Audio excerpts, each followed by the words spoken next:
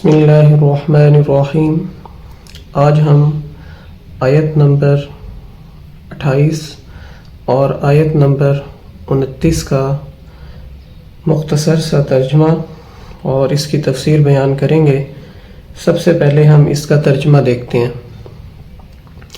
کیف تکفرون، اللہ رب العزت فرماتے ہیں کیف کیسے، تکفرون تم کفر کرتے ہو، تم انکار کرتے ہو باللہ اللہ کا، وکنتم امواتا حالانکہ تم پہلے مردہ حالت میں تھے، فاحیاکم پھر اللہ نے تمہیں زندہ کیا، ثم یمیتکم پھر وہ تمہیں موت دے گا، ثم یحییکم پھر وہ تمہیں زندہ کرے گا، ثم الیہ ترجعون پھر اسی کی طرف تم لوٹ کر جاؤ گے۔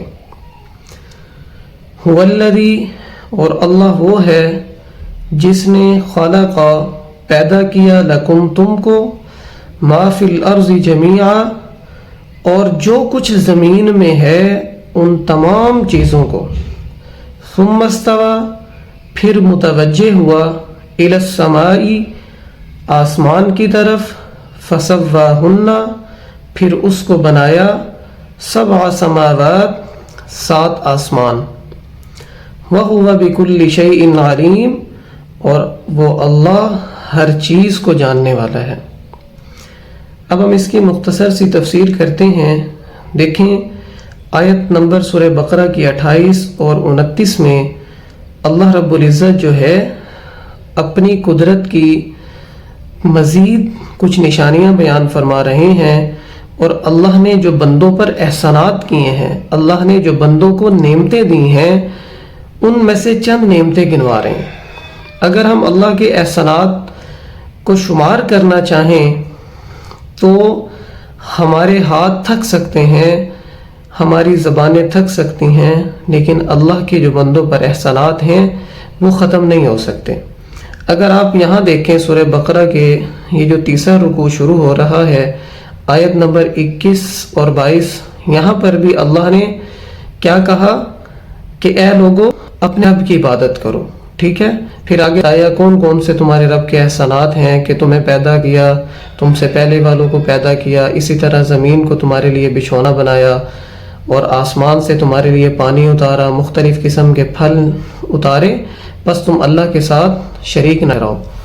یہاں پر بھی اللہ رب العزت جو ہے آیت نمبر 28 اور 29 میں بھی یہی عنوان قائم کر رہے ہیں دوبارہ کہ اے انسانوں تمہیں کیا ہو گیا ہے، تم کیسے اللہ کا انکار کرتے ہو، تم کیسے اللہ کے ساتھ کفر کرتے ہو۔ اللہ کے ساتھ کفر کرنے سے مراد یعنی جن جن چیزوں پر ایمان لانا ہے اس کا انکار کیسے کرتے ہو، ٹھیک ہے؟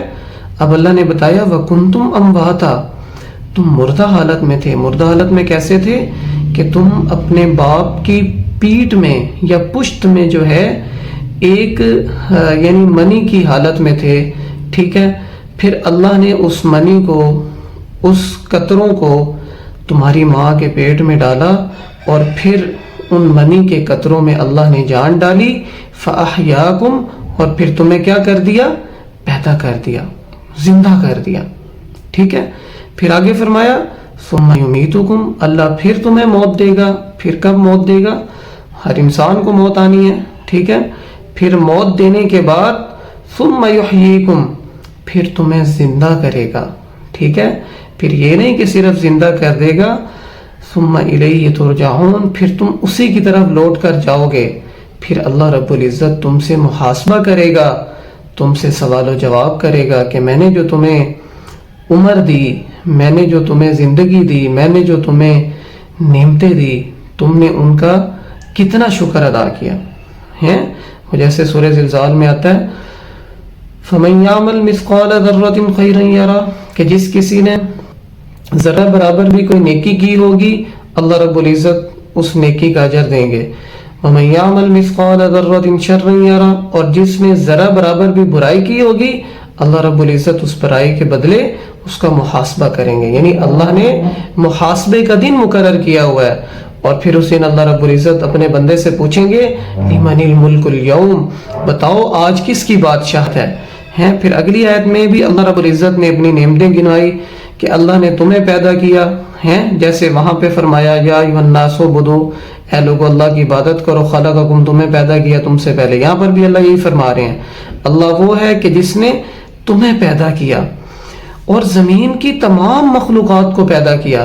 یہاں مفسرین نے لکھا کہ زمین کے اندر جتنے بھی مخلوقات ہیں انہیں انسان کے فائدے کے لیے پیدا کیا، یعنی چرند پرند حیوان ہیں، جانوروں میں آپ دیکھو اللہ نے فرمایا متاعا لکم ولانعامکم، کہ میں نے چوپاہوں کو تمہارے فائدے کے لیے کیا ہے پیدا کیا، کہ تم ان سے دودھ حاصل کرتے ہو، جو جانور دودھ کے قابل نہیں رہتے پھر انہیں کاٹ کے کھا لیتے ہو۔ ہر چیز ہیں، یہ ساری جو مخلوقات ہیں اللہ نے انسان کے فائدے کے لیے پیدا کی۔ بسا اوقات یعنی آپ دیکھیں کہ جو موذی جانور ہیں وہ بھی انسان کے فائدے کے لیے بن جاتے ہیں، یہاں تک کہ آپ مکھی کو دیکھیں، یہ جو مکھیاں ہمیں تنگ کرتی ہیں تو اس کے بارے میں بھی حکماء نے لکھا ہے کہ یہ ایسی جراثیم کو یعنی چوس جاتی ہیں، ایسی چیزوں کو چوس جاتی ہیں جو ہماری صحت کے لیے کیا ہے خطرہ ہیں۔ اور اسی طرح ایک مفسر نے لکھا، ایک واقعہ بیان کیا، ایک شخص کی آپ بیتی بیان کی کہ اس نے ایک زہریلے جو ہے بچھو کو دیکھا کہ وہ جو ہے سمندر کے کنارے پہ جا رہا تھا، دریا کے کنارے جا رہا تھا، تو وہ شخص اس کے پیچھے پیچھے چلا کہ میں دیکھوں یہ کہاں جا رہا ہے۔ تو اس نے دیکھا کہ وہ ایک جگہ پہ جا کے رک گیا، تو وہ آدمی بھی اس کے پیچھے رک گیا، تو اس نے دیکھا کہ ایک کچھوا آیا اس دریا میں سے، تو وہ خطرناک بچھو اس کچھوے کے یعنی پیٹھ پر سوار ہو گیا۔ اب یہ شخص بھی جو ہے اس کے پیچھے پیچھے کشتی پہ اس کے پیچھے چلا گیا۔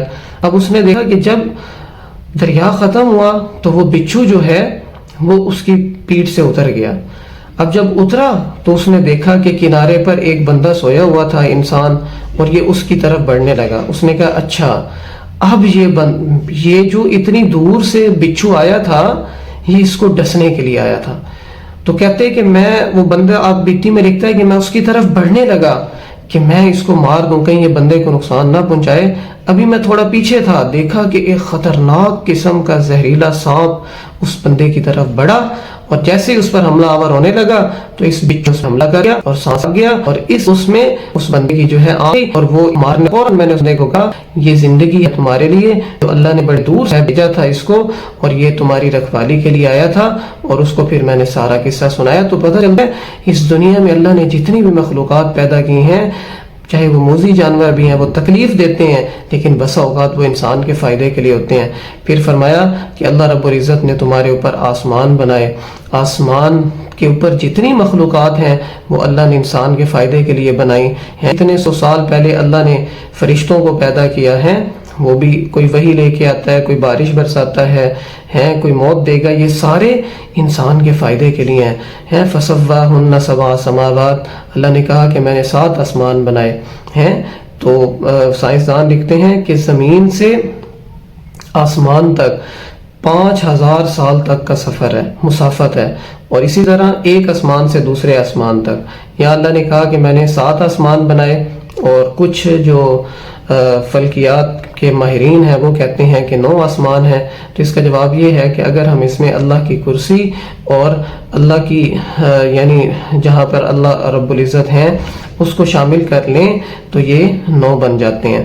تو بہرحال اللہ نے قرآن پاک میں یہی فرمایا فَسَوَّاهُنَّ سَبْعَ سَمَاوَاتٍ، کہ ہم نے 7 آسمان بنائے، اور آسمانوں میں جتنی مخلوقات ہیں وہ سب کی سب جو ہیں انسان کے فائدے کے لیے ہیں، اور اس 7 میں ہم اللہ کی کرسی اور اللہ کے عرش کو شامل کر لیں تو یہ 9 بن جاتے ہیں۔ تو وہ سوال کا اعتراض بھی کیا ہے، دور ہو جاتا ہے۔ اللہ فرماتے ہیں وَهُوَ بِكُلِّ شَيْءٍ عَلِيمٌ، اللہ ہر چیز کو جاننے والا ہے۔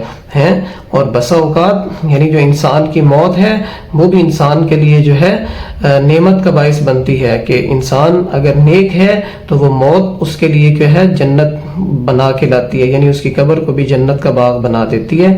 تو بہرحال اللہ نے جتنے بھی نظام بنایا ہے دنیا اور آسمان میں وہ انسانوں کے فائدے کے لیے ہے۔ تو اللہ فرماتا ہے کہ جب میرے اتنے تم پر انعامات ہیں تو کیف تکفرون باللہ، تم میرا انکار کیوں کرتے ہو؟ تم میرے پر ایمان لاؤ اور میری عبادت کرو، میرے ساتھ کسی کو شریک نہ ٹھہراؤ۔ وما علینا الا البلاغ۔